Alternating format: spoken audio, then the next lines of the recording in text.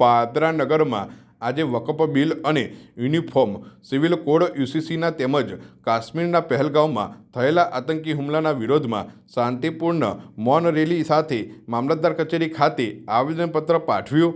સમસ્ત પાદરા તાલુકા મુસ્લિમ સમાજના નેતૃત્વમાં આ કાર્યક્રમ યોજાયો હતો। મુસ્લિમ સમાજના યુવાનો અને વડીલોએ મોટી સંખ્યામાં ભાગ લીધો હતો।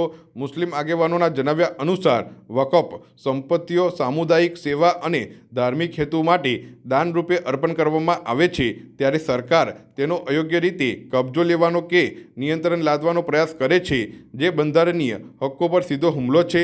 આ મૌન રેલી નમાજ પછી પાદરા રિફાઇન ચોકડીથી નીકળી હતી, જે પાદરા જગતનાકા ગોવિંદપુરા નગરપાલિકા ચકલા વિસ્તાર થઈ મામલતદાર કચેરી ખાતે પહોંચી હતી અને મામલતદારને આવેદનપત્ર પાઠવ્યું હતું। કાર્યક્રમ દરમિયાન કોઈ અનિચ્છનીય ઘટના ન બને તે માટે પાદરા પોલીસ તંત્ર દ્વારા સઘન બંદોબસ્ત ગોઠવવામાં આવ્યો હતો।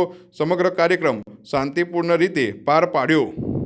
દ્વારા રાજ્યસભામાં તથા સંસદ સભામાં વકફ એમેન્ડમેન્ટ બિલ 2025 પાસ કરવામાં આવ્યું।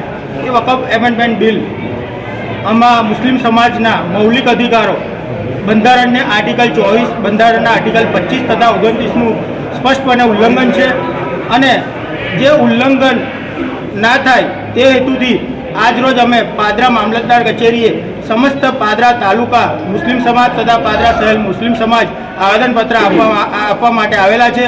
એ તમામનું પાદરા શહેર તેમજ તાલુકા મુસ્લિમ સમાજ સખત શબ્દોમાં વખોડી કાઢે છે અને આ આતંકવાદી કૃત્ય કરનાર જે બી તાકાતો છે, જે નફરત ફેલાવનારી જે બી તાકાતો છે, એ તમામનો તાત્કાલિક શોધીને તેમને પણ તેમના અંજામ સુધી પહોંચાડવામાં આવે તેવી આજરોજ પાદરા મુસ્લિમ તાલુકા અને પાદરા મુસ્લિમ સમાજ પાદરા મામલતદાર સાહેબને આવેદનપત્ર આપીને વિનંતી કરવામાં આવે છે। અને જો આમાં પાકિસ્તાન જો પહેલી નજરે જ આપણને લાગે છે કે તે જિમ્મેદાર છે, તો પાકિસ્તાનના ઘરમાં ઘૂસીને સર્જિકલ સ્ટ્રાઇક કરીને પાકિસ્તાનને પણ આનો મુંહતોડ જવાબ આપવામાં આવે અને જો પાદરા મુસ્લિમ સમાજની જરૂર હોય તો પાદરા મુસ્લિમ તાલુકા સમાજ અને શહેર મુસ્લિમ સમાજના એક ઘરમાંથી એક વ્યક્તિ સૈનિક બનીને માતૃભૂમિની રક્ષા કરવા માટે તૈયાર છે। જય હિન્દ।